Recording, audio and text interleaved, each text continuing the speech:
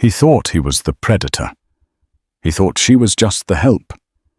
Victor Calloway, a man worth $3 billion, decided to humiliate a waitress in front of his Wall Street friends by asking for her stock tips. It was supposed to be the punchline to a cruel joke. But when she glanced at his phone and whispered 7 words about a hidden offshore account, the laughter didn't just stop, it died. Because Selena wasn't just a waitress. She was the only person in the room who knew that by sunrise, Victor Calloway wouldn't be a billionaire anymore. This is the story of the waitress who shorted the devil. The air inside the Gilded Talon smelled of truffle oil aged mahogany and the specific metallic scent of old money. It was the kind of steakhouse where the menu didn't list prices, because if you had to ask, you were already trespassing. Victor Calloway swirled the amber liquid in his crystal glass, watching the light catch the 20-year-old Scotch. He was 42, handsome, in a way that suggested he paid a lot of money to look effortless, and currently he was the king of New York. "I'm telling you it's a lock," Victor said, his voice carrying just loud enough for the neighboring tables to hear. "Triton Heavy Industries. We acquire the lithium mines in Nevada. The stock jumps 40% by Friday, and we dump the bag on the retail investors before lunch." Sitting across from him was Brad Halloway, a man who had ridden Victor's coattails since their days at Wharton. Brad laughed, a sharp, barking sound that lacked genuine mirth. "You're a savage, Vic. Truly. What's the buy-in? For you, $5 million. Victor grinned. "Consider it a favor." Victor felt invincible. His hedge fund, Calloway Capital, had just posted its 4th consecutive quarter of triple-digit returns. He was untouchable. He was a god among men, and gods he believed were allowed to play with their food. He glanced up as a shadow fell across the table. It was the waitress. She was holding a heavy tray of oysters and champagne. She was small, with dark hair, pulled back into a severe, practical bun. Her uniform was crisp, her face blank and professional. She looked tired. Not just physical exhaustion, but a deep, bone-weary fatigue that settled in the eyes. "Your oysters, Mr. Calloway," she said softly. Her voice was unremarkable. Victor watched her place the plates down with practiced precision. He felt a sudden, malicious urge to puncture the boredom of the evening. He wanted to flex his power to contrast his brilliance against the mundane existence of the working class. "Hold on a second," Victor said, raising a hand to stop her from leaving. She paused, clutching the empty tray against her chest like a shield. "Yes, sir. Is something wrong with the order?" "No, the oysters are fine," Victor said, leaning back and unbuttoning his suit jacket. He winked at Brad. "Actually, my friend and I were having a debate. We're about to move a significant amount of capital, like more money than this entire building is worth, and I wanted let's call it a ground-level perspective." Brad snickered, covering his mouth with a napkin. The waitress stood perfectly still. "I'm not sure I understand, sir." "It's simple," Victor said, his voice dripping with condescension. "If you had $10 million right now, where would you put it? Crypto gold? Or maybe you'd put it all under your mattress." He looked at her, expecting a flush of embarrassment, a stuttered apology, or a naive suggestion about a tech stock she heard about on the news. The waitress looked at him. For the first time, she actually made eye contact. Her eyes were a startling icy gray. They didn't look submissive. They looked analytical. "I'm just a waitress, sir," she said. "I wouldn't want to interrupt your dinner." "Oh, come on," Victor pressed, enjoying the game. He pulled a $100 bill from his money clip and slapped it on the white tablecloth. "Consultation fee. Humor me." "What's your name?" "Selena," she said. "Selena." Okay, Selina, impress me. Where is the smart money going? Selina looked at the $100 bill, then up at Victor. She didn't reach for the money. She shifted her weight slightly, and her posture changed. The slump of the tired server vanished, replaced by a rigid, terrifying confidence. She glanced at the Bloomberg terminal notification flashing on Victor's phone, which was sitting face up on the table. It showed the ticker for TRTN, Triton Heavy Industries. "You're buying Triton," Selina said. It wasn't a question. Victor raised an eyebrow. "I am. Very observant." "Because of the Nevada lithium deal," she continued. "You think they've secured the drilling rights." "We know they have," Brad interjected, trying to regain control of the conversation. "It's a done deal." Selina let out a breath, a sound that was almost a laugh. "Sir, if I were you, I wouldn't buy Triton. I would short it. I would short it with every cent of leverage your prime broker will allow." The silence at the table was instant. The ambient noise of the restaurant seemed to fade away. Victor's smile faltered. "Excuse me, Triton doesn't have the drilling rights," Selina said, her voice low and rapid fire. "The CEO, Jonathan Vargas, has been falsifying the geological surveys. He's been using a shell company called Red Creek LLC to pay off local inspectors, but he missed a payment 3 days ago. The EPA is raiding their headquarters tomorrow morning at 8:00 a.m. Eastern. The stock isn't going to jump 40%, Mr. Calloway. It's going to 0. Victor stared at her. His mouth opened slightly, but no words came out. Brad looked between them, confused. What is she talking about? Who is Red Creek? Selina wasn't finished. She leaned in slightly, her voice dropping to a whisper that felt like a blade against Victor's throat. "Furthermore, you're leveraged 4-to-1 on this trade using a swap agreement with Goldman Sachs. If Triton drops below $12 a share, you face a margin call that will liquidate your entire portfolio. You're not just risking the profit, Mr. Calloway. You're risking the firm." She straightened up her face, returning to the blank mask of a server. "But I'm just a waitress," she said. "I'd probably just put it under my mattress." She turned and walked away, disappearing into the bustle of the kitchen. Victor sat frozen. The ice in his scotch had melted. "She's crazy," Brad said, laughing nervously. "She's just spouting nonsense. Red Creek EPA raids. She probably read some conspiracy theory on Reddit." Victor. Victor wasn't listening. His heart was hammering against his ribs. It wasn't just what she said. It was the specificity. Red Creek LLC. He knew that name.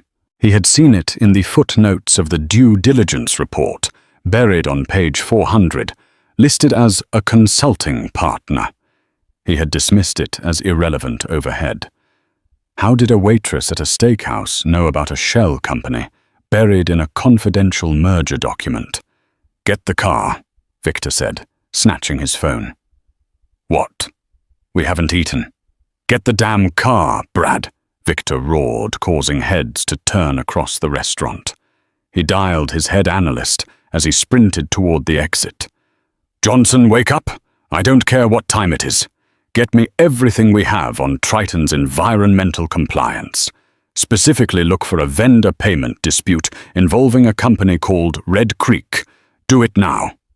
Victor burst out into the cool night air of Manhattan, his breath coming in short gasps. He looked back through the window of the Gilded Talon. He could see the kitchen doors swinging. He didn't know who Selina was, but as the cold dread settled in his stomach, he realized one thing. The joke was over. The drive back to the Calloway Capital offices in Midtown was a blur of red taillights and panic. Victor sat in the back of his Maybach, his laptop open, refreshing the pre-market indicators for the Asian exchanges. Triton was holding steady. For now. "You're overreacting," Brad said from the seat next to him. "Vic, think about it. She's a waitress. If she knew anything real, she wouldn't be serving oysters." "She knew about the swap agreement, Brad," Victor snapped without looking up. "Only 3 people know the terms of that leverage. Me, my CFO, and the rep at Goldman. How the hell did she know the strike price for the margin call? Maybe she overheard you." "You have a loud voice. I never discuss strike prices in public. Never." Victor's phone buzzed. It was Johnson, his lead analyst. "Talk to me," Victor said, answering on the first ring. "Mr. Calloway, it's weird." Johnson sounded shaken. "I can't find anything on Red Creek in the official channels, but I dug into some local county court filings in Nevada like you asked. There's a sealed docket filed yesterday afternoon. The plaintiff is the Environmental Protection Agency." Victor felt the blood drain from his face. "Is Triton named?" "I can't see the defendant, it's sealed, but the filing location is the exact county where Triton's mine is supposed to be." Victor hung up. The waitress was right. He burst into his office on the 40th floor. The trading floor was empty, bathed in the blue glow of standby monitors. He ran to his terminal and began typing furiously. He had to unwind the position.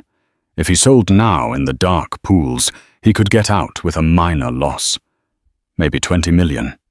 He could survive 20 million. But if he waited until the market opened and the news broke, he was dead. He keyed in the sell order for the entire block of Triton shares. His finger hovered over the execute button. What if she's wrong? The thought paralyzed him. If he sold now and the raid didn't happen, he would lose the potential billion-dollar profit. He would look like a coward who folded because of a rumor. His reputation would be tattered. He needed to know who she was. "Get me security at the Gilded Talon." Victor barked at his personal assistant, who had just run in looking disheveled in her pajamas. "Sir, call the restaurant. I want the personnel file on the waitress named Selena. Now." 10 minutes later, the phone rang. It was the manager of the restaurant, sounding terrified to be speaking to Victor Calloway. "Mr. Calloway, I'm so sorry if the service was lacking. We can—" "Shut up," Victor hissed. "Tell me about Selena, the waitress in the west section. Who is she?" Selena Clark." The manager paused. She's new. She started 3 months ago. Very quiet. Excellent references, though. References from where? Let me check her file. Here it is. Previous employment. Housekeeping staff at the Pierre Hotel. Before that, a diner in New Jersey. Victor frowned. Housekeeping. A diner. It didn't make sense. A housekeeper doesn't know how to analyze a derivative swap. "Is there anything else?" Victor asked. "Well, there is one odd thing," the manager noted. "She refused direct deposit, asked to be paid in cash or physical check, said she didn't have a bank account." "No bank account," Victor repeated. "In 2024. And, oh, this is strange. Her emergency contact. It's a law firm." "Which firm?" "Kravitz and Moore." Victor froze. Kravitz and Moore wasn't just a law firm. It was the law firm for white-collar criminal defense. They represented the biggest wolves on Wall Street when the feds came knocking. They charged $2,000 an hour. Why would a waitress with no bank account have a high-powered criminal defense firm as her emergency contact? "Thank you," Victor said, and hung up. He looked at the clock. 4:00 a.m. 4 hours until the market opened. 4 hours until the EPA raid, if Selena was telling the truth. He looked at the execute button again. He couldn't do it. Greed, that ancient heavy anchor, held his finger back. He needed confirmation. He needed to see her again. "Brad," Victor said, turning to his friend, who was passed out on the office sofa. "Wake up. We're going back." "Back where?" Brad groaned. "To her apartment. I had the private investigator run her plates from the staff parking lot footage while we were driving. We're going to Queens." Selina Clark lived in a dilapidated brownstone in Astoria, nestled between a laundromat and a bodega that sold expired milk. It was a far cry from the penthouses Victor was used to. The black Maybach rolled down the narrow street, looking like a spaceship that had landed in the wrong century. Victor got out, flanked by his head of security, a massive man named Graves. He told Brad to stay in the car. They walked up the crumbling steps. There was no doorman, just a row of rusted buzzers. Victor pressed the one labeled 3B. No answer. He pressed it again. Long and hard. Finally, the intercom crackled. "Go away." "Selina," Victor said into the speaker. "It's Victor Calloway. Open the door." "I'm off the clock, Mr. Calloway. The restaurant opens at 5. "I'm not here for steak. I'm here about Triton. You're going to let me in, or I'm going to have my lawyers subpoena you so hard you'll be buried in paperwork until you're 80. Silence. Then a loud buzz. The door clicked unlock. Victor and Graves ascended the stairs. The hallway smelled of boiled cabbage and old cigarettes. When they reached 3B, the door was already ajar. Selina was standing in the middle of the room. She had changed out of her uniform into oversized sweatpants and a faded t-shirt that said MIT Athletics. The apartment was shocking. It wasn't the furniture, there was barely any. It was the walls. Every inch of the living room wall was covered in charts. Printouts of stock tickers, newspaper clippings, red string connecting corporate logos, and handwritten notes in complex mathematical shorthand. It looked like the inside of a serial killer's mind, or a genius's. On the small dining table, 3 laptops were humming, running what looked like high-frequency trading algorithms on a Linux interface. Victor stepped in his eyes, scanning the room. "What is this?" Selina crossed her arms. "It's a hobby. Some people knit." Victor walked over to the wall. He pointed to a chart labeled Project Icarus. It detailed the entire corporate structure of Calloway Capital Victor's own firm. She had mapped out his leverage, his exposure, his hidden partners. She knew his business better than he did. "Who are you?" Victor asked, his voice quiet. "You're not Selina Clark from New Jersey." She sighed, walking over to a small kitchenette to pour herself a glass of water. "My name is Selina, and I did work in a diner in Jersey. But before that, I had a different life." "What life? Does the name Arthur Pendleton mean anything to you?" she asked. Victor frowned. Pendleton, the Oracle of Boston. He ran the Sovereign Fund. He jumped off a bridge 5 years ago after losing $10 billion in a Ponzi scheme. "He didn't jump," Selina said, her voice devoid of emotion. "And it wasn't a Ponzi scheme. He was framed. He was set up by a consortium of rival banks who wanted his proprietary algorithm. They cooked his books, destroyed his reputation, and then they silenced him." She took a sip of water. "Arthur Pendleton was my father." Victor stared at her. The resemblance was there, the sharp nose, the intense, calculating eyes. Arthur Pendleton had been a legend, a math prodigy who claimed to have solved the market. "I was his head quant," Selina continued. "I wrote the code that they killed him for. When he died, they came for me. I wiped my identity, changed my name, and went underground.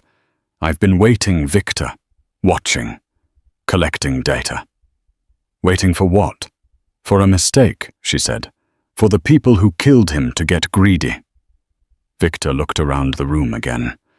This wasn't just a hobby. This was a war room. Why tell me about Triton? Victor asked. Why save me if I lose everything? I'm just another casualty. Selina walked up to him. She was small, but in this room amidst her data, she loomed larger than him. Because Mr. Calloway, the man who is selling you Triton, Jonathan Vargas, is one of the men who destroyed my father. He's using you. He needs you to hold the bag when the EPA hits so he can cash out and disappear. She pointed a finger at his chest. I didn't tell you to save you. I told you because I need you to help me destroy him. Victor's phone buzzed again. It was a text from Johnson. Update. We just got a drone shot of the Triton HQ. Federal SUVs are lining up down the block. It's happening. Victor looked at the text, then at Selina. The market opened in 2 hours. Okay, Victor said, the adrenaline surging through his veins. You have my attention. What's the play? Selina smiled, and for the first time it looked dangerous. We don't just sell, she said. We reverse the position. But we have to do it in a way they won't see coming. We're going to trigger a liquidity trap. But I need your trading floor to do it. My trading floor? I need access to your mainframe, Victor. I need the speed of your execution algorithms. If we do this from my laptops, they'll trace it.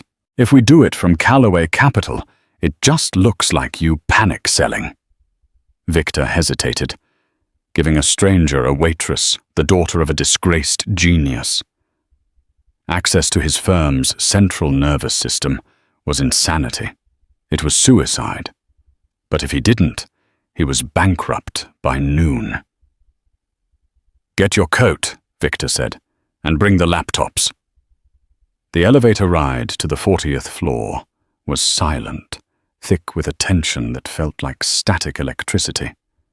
Victor stood watching the digital floor numbers climb his reflection in the polished brass doors, looking paler than usual. Beside him, Selina clutched her battered laptop case like it contained nuclear codes. Brad was in the corner, frantically scrolling through Twitter on his phone, muttering about sentiment analysis. When the doors slid open, the trading floor of Calloway Capital was no longer the ghost town it had been an hour ago.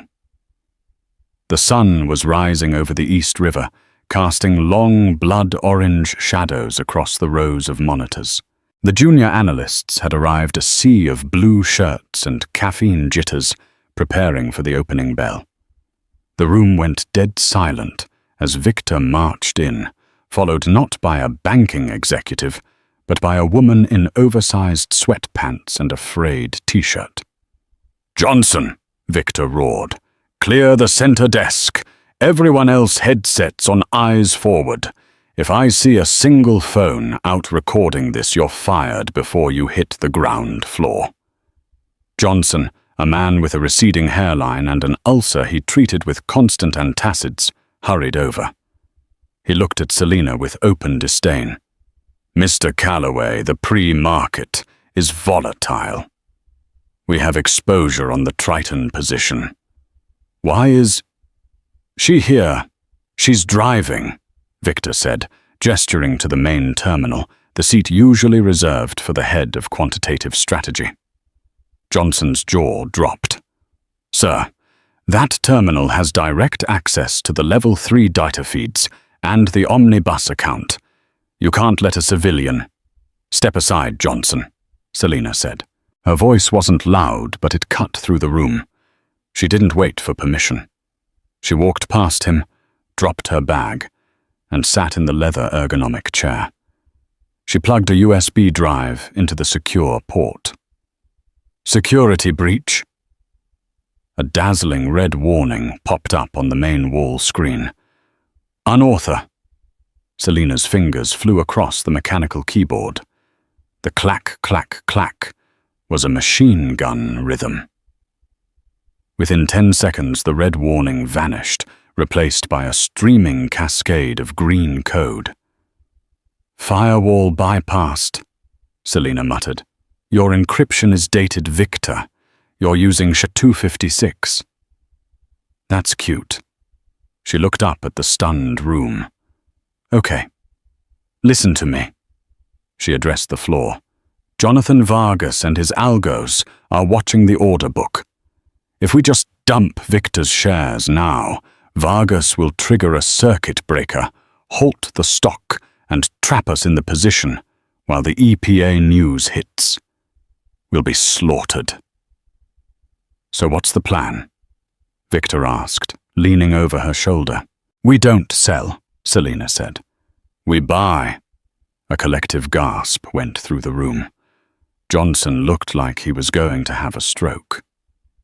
"Buy the company as a fraud. The stock is going to zero."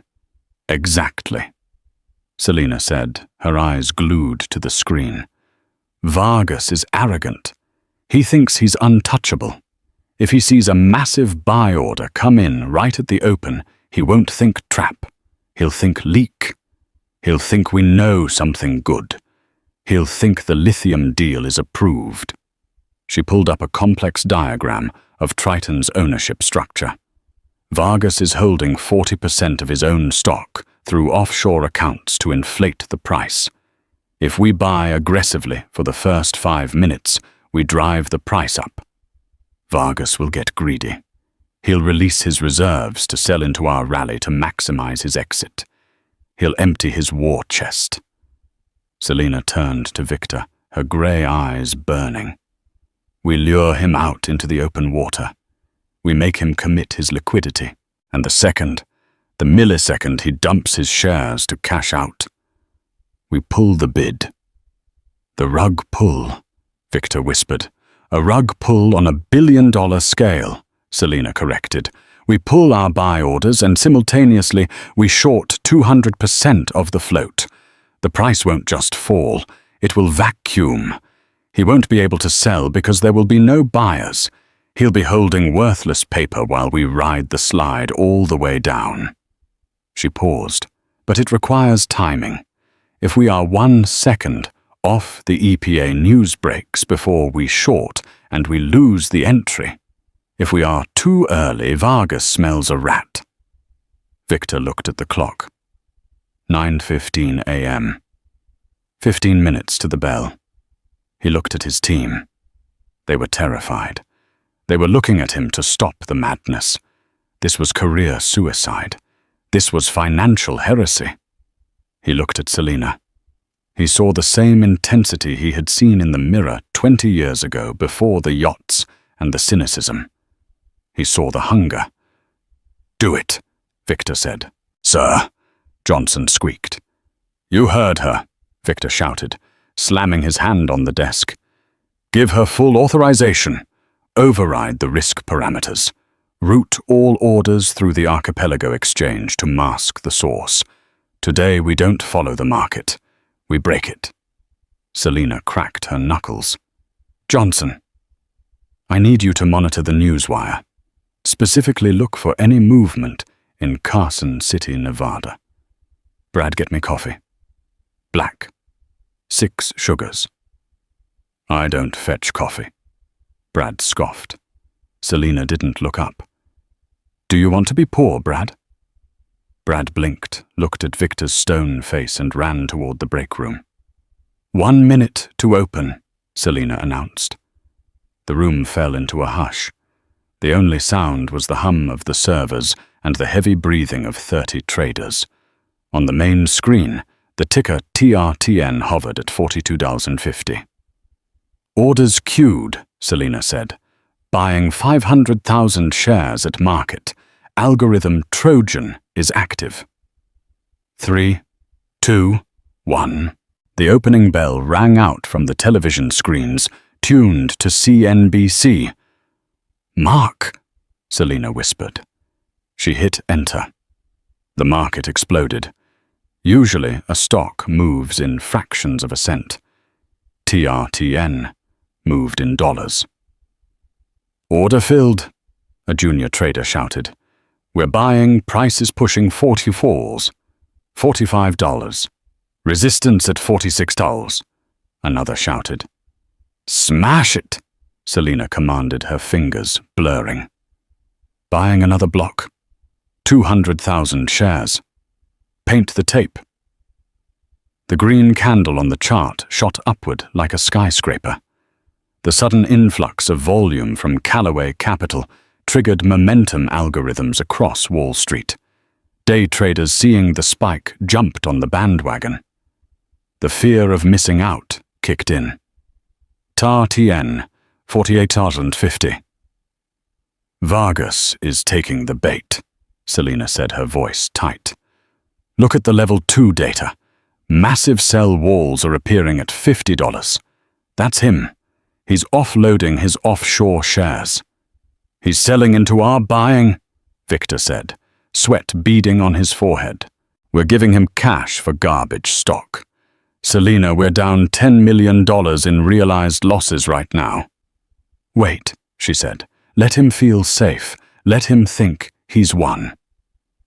TRTN, $5,100. 20 million loss, Johnson chanted, his face grey. Sir Compliance is pinging us. This looks like market manipulation. Ignore them, Victor snapped. Come on, Jonathan, Selina whispered to the screen. Get greedy. Empty the clip. Suddenly the sell orders intensified. A massive block of stock, 2 million shares, appeared on the offer line. It was Vargas. He was dumping everything he had, trying to cash out at the peak before the EPA raid became public knowledge. There it is, Selina said. The whale. Newswire, Johnson screamed. Flash alert, EPA agents spotted entering Triton Heavy Industries HQ in Nevada. Confirmed via Twitter sources. Now, Selina yelled. She slammed a macro key she had programmed specifically for this moment. Command cancel all buys. Command initiate short sell. Max leverage. The effect was instantaneous and violent. Callaway Capital's support vanished. The buying pressure that was propping up the price disappeared in a microsecond. Simultaneously, Selina dumped a massive short order onto the market. Vargas's 2 million shares, which he was trying to sell at $51, suddenly had no buyers. The price free fell. 51 hond. 42 hond. 35 hond. It wasn't a decline, it was a crash, a vertical red line on the chart. Holy mother, Brad breathed, holding a tray of spilling coffee. He's trapped, Selina said, her eyes widening. He can't get it out. The bid is gone. TRTN, 28 hund. We're in the money, Johnson shouted. Unrealized gains crossing 50 million. Not yet, Selina said. He's going to fight back. Suddenly the chart froze. The numbers stopped moving. What happened? Victor asked. Did the exchange halt the stock? No, Selina said, typing furiously. It's not the exchange, it's us. My orders aren't going through. She pulled up the terminal command line. Error connection refused. Gateway timeout. He's hitting us, Selina said. Vargas isn't just a CEO. He has a cybersecurity team. They've realized it's Callaway Capital. They're DDoSing our gateway. They're jamming our connection to the exchange. Can we fix it? Victor yelled. I'm locked out, Selina said, panic edging into her voice. If we can't close the short position and the stock bounces on a dead cat bounce, we lose everything. He's trying to force a squeeze. On the screen, the price flickered. $3,000. $3,200. Vargas was using his remaining capital to artificially pump the price back up, while Callaway was blind. He's counterattacking, Victor realized. He's trying to blow up our margin. Selina stared at the error message. Her breathing became shallow. For a second, She wasn't in a Manhattan high-rise. She was back in her father's study, watching him weep as his screens went black, locked out by the same banks that destroyed him. The trauma of that night, the helplessness washed over her. I can't do it. I'm just a waitress. I'm just... Selina. Victor grabbed her shoulders. Snap out of it. You said you wanted to destroy him. Well, he's at the gate. What would Arthur Pendleton do? The name of her father acted like a slap. Her eyes snapped into focus. Arthur wouldn't use the gateway, she whispered. She spun her chair around. Johnson, where is the hard line, the old copper wire backup line for the fax machines? The fax line, Johnson stammered. It's in the server room, but it's analog. It's too slow for HFT. I don't need speed anymore, Selina said, grabbing her laptop. I need a tunnel he can't see. Vargas is jamming the fiber optics. He's not looking for a dial-up connection. She sprinted across the trading floor, Victor close behind her. They burst into the server room, a freezing cold locker of humming black towers. Selina found the phone jack on the wall. She ripped the cord out of the dust-covered fax machine and jammed it into a dongle on her laptop. It's going to take 10 seconds to handshake, Selina said. The screeching sound of a dial-up modem filled the room, a ghost of the 1990s. Come on, Victor urged. Price is back up to $38. We're losing the advantage. Connected, Selina said. She wasn't using the fancy trading interface anymore. She was in the raw code, sending text-based commands directly to the NYSE server via a protocol that hadn't been used in a decade. Sending the kill shot, she muttered. She executed a final algorithm iceberg order. It broke the massive short position into thousands of tiny invisible chunks, slipping them past Vargas's detection bots and flooding the market from 1,000 different angles. Back on the trading floor, the screens came alive. TRTN, $3,800. $2,200. $1,500. The pump failed. Vargas's defense crumbled under the weight of the analog assault. Breaking news, the TV blared. CEO of Triton Heavy Industries, Jonathan Vargas, seen being escorted out of headquarters in handcuffs. Fraud allegations confirmed. That was the nail in the coffin. TRTN, $800. $400.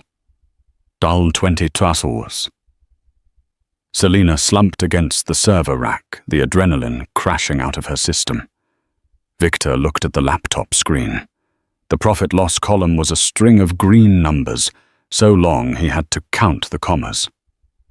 140 million, Victor whispered, in 20 minutes. He looked down at Selina. She was trembling. He sat down on the cold floor next to her. The billionaire and the waitress surrounded by blinking lights. You did it, Victor said. You got him. Selina closed her eyes. He's not just broke, Victor. He's in debt to the cartel that funded his leverage. He's finished. Suddenly, Victor's phone rang. It wasn't his business line. It was his private encrypted cell, the number only 5 people had. He frowned and answered it. Calloway, he said. The voice on the other end was distorted, low and mechanical. Mr. Calloway, you seem to have stumbled into a game you don't understand. Victor stiffened. Who is this? You took a lot of money from us today, the voice said. Triton was just one asset in our portfolio. We don't like it when the help interferes with business. Victor looked at Selina. And tell Miss Pendleton, the voice continued, chilling Victor to the bone, that her father screams hello. The line went dead. Victor slowly lowered the phone. The jubilation of the win evaporated instantly. What? Selina asked, seeing his face. What is it? They know. Victor said, his voice hollow. "They know who you are, and they claim your father is alive." Selina stopped breathing. The silence in the server room was heavier than the noise of the trading floor had ever been. The blinking green lights of the server towers seemed to mock them. Victor stared at his phone, as if it were a venomous snake. "My father," Selina whispered, her voice barely audible over the hum of the cooling fans. "They said he screams hello. That means torture." Victor pocketed the phone, his face hardening into a mask of cold determination. He turned to Graves, his head of security, who was standing by the door with a hand inside his jacket. "Graves, we have a situation. Code Black. We need to move." Graves didn't ask questions. "The chopper is on the roof, sir. But if they have your private line, they likely have eyes on the building. The roof might be a kill box."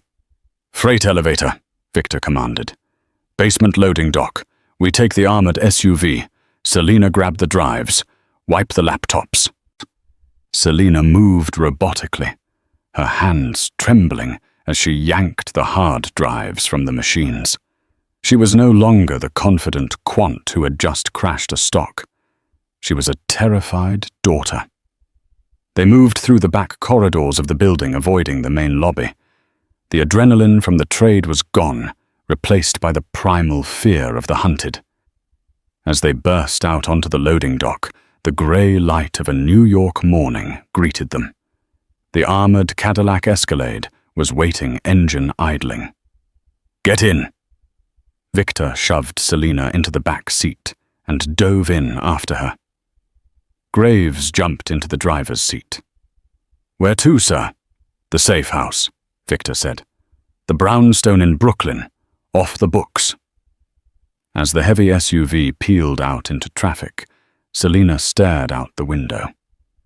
"Who are they, Victor?" "The people who called." Victor poured a drink from the car's decanter, his hands shaking slightly. "We call them the Consortium. I thought they were a myth. A campfire story for junior analysts. They say it's a group of the oldest money in the world banking families that predate the Federal Reserve. They don't play the market, Selina. They own the casino. And they have my father." "If Arthur Pendleton is alive," Victor said, "it's because he has something they need. They don't keep pets." Suddenly the car swerved violently. "Contact!" Graves yelled. A black sedan had rammed their rear bumper. Another pulled up alongside them, the window rolling down. A man in a ski mask leaned out, holding a suppressed submachine gun. "Get down!" Victor roared, tackling Selina onto the floorboards. Thwack, thwack, thwack. Bullets hammered against the bulletproof glass, spiderwebbing the reinforced window, but not penetrating. Graves slammed the brakes, causing the attacking sedan to overshoot, then floored the gas clipping the enemy car and sending it spinning into a parked delivery truck. "They're trying to box us in," Graves shouted, swerving through traffic on Fifth Avenue. "Selina!" Victor yelled over the roar of the engine. "The call." The voice on the phone. "Did you record it?" Selina was curled in a ball, clutching her laptop bag. "My phone, it automatically records unknown numbers, an old habit. Play it. Analyze it. Now we're being shot at. Do it. We need leverage." Selina scrambled up, plugging her phone into her laptop. Her fingers danced across the trackpad as the car lurched around a corner, tires screeching. She pulled up the audio file of the distorted voice. "Tell Miss Pendleton that her father screams, 'Hello, it's masked,'" Selina said, her eyes glued to the waveform. "Digital distortion, voice modulation software." "Strip it," Victor ordered. "You're a genius, right? Unmask the bastard." "I need a sample to compare it to. I need a key." "Look at the background noise," Victor shouted as another bullet pinged off the chassis. There's always background noise. Selina isolated the frequency behind the voice. She cranked the volume. Beneath the mechanical distortion there was a faint, rhythmic thumping sound. Thump-whir. Thump-whir. It sounds like a press, Selina said. Industrial machinery. No, Victor said, listening closely. It's too regular, too clean. Selina filtered the audio again. Wait, it's not a machine, it's a clock. A very large mechanical clock. She typed furiously, cross-referencing the acoustic signature. It's a Big Ben chime. No, the resonance is different. It's the clock of the nations. Victor froze. The clock of the nations. That's in the atrium of the old Maritime Bank building in the financial district. The building has been abandoned for 10 years. That's where they are, Selina realized. That's where they're keeping him. Graves, Victor shouted. Change of plans, we're not going to Brooklyn. Sir, go to the financial district, the old Maritime building. We're going on the offensive. Victor, that's suicide, Selina said. We have one guard. They have an army. Victor looked at her. For the first time, the arrogance was completely gone. In its place was a reckless, desperate courage. We don't need guns, Selina. We have something better. We have the one thing they want more than your father. What? We have the money, Victor said. We have the $140 million we just stole from their front man, and I'm going to use it to buy an entrance. The Maritime Bank building was a fortress of grey stone, a relic of the 1920s, looming over the narrow streets of downtown Manhattan. It was supposed to be empty, awaiting renovation. Victor's SUV skidded to a halt in front of the chained bronze doors. Keep the engine running, Victor told Graves. If we aren't back in 20 minutes, burn the building down. Victor straightened his tie, grabbed his briefcase, which now contained a single laptop, and looked at Selina. Walk tall. You own the place. Remember, money is a language. If you speak it fluently, doors open. They approached the side service entrance. A camera swiveled to face them. Victor held up his phone to the lens. On the screen was a live transfer authorization for $140 million. Tell your boss I'm here to negotiate a refund, Victor said to the camera. A moment later, the heavy steel door clicked and swung open. They walked into the dark belly of the building. It didn't look like a bank anymore. The lobby had been stripped, filled with rows of high-end servers and satellite uplinks. It was a shadow exchange, a place where illegal trades were washed before hitting the public market. In the center of the room, under the massive dust-moted light of the atrium, sat a single chair. And in the chair, tied with zip ties, was an old man. "Dad!" Selina screamed, running forward. "Selina, stop!" Victor grabbed her arm. From the shadows of the mezzanine, a slow clap echoed. A man stepped into the light. He was elderly, dressed in a suit that cost more than Victor's car. He leaned on a cane topped with silver. Victor recognized him instantly. It was Theodore Prescott, the chairman of the Federal Banking Oversight Committee. A man who was supposed to be the regulator, not the criminal. Victor Calloway. Prescott smiled, his voice raspy. And the prodigal daughter. I must admit the stunt with Triton was inspired. Crude, but inspired. Let him go, Selina demanded, struggling against Victor's grip. Her father, Arthur Pendleton, looked frail. His hair was white, his face gaunt, but his eyes were alert. Selina, Arthur croaked. Get out of here. The algorithm. You can't let them have it. Ah, yes. The algorithm, Prescott said, descending the marble stairs. Your father, Selina, is stubborn. We've had him for 5 years, and he still refuses to correct the error in his code. The God Code. It predicts market crashes with 99% accuracy. We want to use it to steer the global economy, to ensure stability for us." "You mean to rig the game?" Victor spat. "The game is already rigged, dear boy. We just want to own the dice." Prescott signaled to two guards who stepped out of the shadows, aiming rifles at them. "Now, you have cost us a great deal of liquidity today. Transfer the Triton profits back to our account and hand over the laptop. Perhaps I will let you live." Victor stepped forward, placing the briefcase on a rusted table. "I can do better than that," Victor said. "I can give you the money, or I can give you the world." Prescott raised an eyebrow. "I'm listening." "Selina isn't just a coder," Victor lied, his voice steady. "She improved Arthur's work. We didn't just crash Triton by luck. We used a new version of the God code. It's on this laptop." Selina looked at Victor, shocked. She started to protest, but Victor squeezed her hand hard, silencing her. "Show me," Prescott commanded. Victor opened the laptop. He typed a command. A complex 3D visualization of the global market appeared on the screen. It was mesmerizing. "This controls the flow," Victor said. "With this, you don't just predict the crash. You cause it. Anywhere. Anytime." Prescott's eyes glittered with greed. He reached for the laptop. "Release Arthur first," Victor said. Prescott nodded to the guards. One of them cut Arthur's zip ties.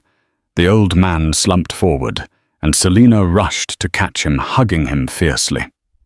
"Now," Prescott said, extending his hand. "The laptop." Victor slid the computer across the table. Prescott grabbed it, his eyes scanning the code. "Magnificent," he whispered. "With this, the consortium will be gods." "There's just one catch," Victor said, taking a step back toward Selina and Arthur. "Oh." Prescott didn't look up. "That's not a trading algorithm," Victor said. "It's a broadcast beacon." Prescott froze. "What? I didn't log into your system," Victor said, a smirk touching his lips. "I logged into the Securities and Exchange Commission's public whistleblower portal, and the New York Times tip line, and the FBI Cybercrimes Division." Victor held up his phone. "That laptop is currently live streaming your face, this room, and your confession to about 10,000 people. You're trending on Twitter, Prescott." Prescott's face went pale. He looked at the laptop webcam, the green light staring back at him unblinkingly. You idiot!" Prescott screamed. "You've destroyed the market. If they see this, the market will survive," Victor said. "You won't." Sirens began to wail in the distance. Not just one or two, but a symphony of them. The police, the feds, everyone was coming. "Kill them!" Prescott shrieked at his guards. But the guards looked at the laptop, then at the door. They weren't paid enough to kill people on a live FBI feed. They dropped their weapons and ran for the back exit. "It's over, Prescott," Arthur Pendleton said, his voice gaining strength. "The math always balances out in the end." Victor grabbed Selina and Arthur. "Run!" They bolted for the service entrance as Prescott stood amidst his servers, frantically trying to smash the laptop. But it was too late. The signal was out.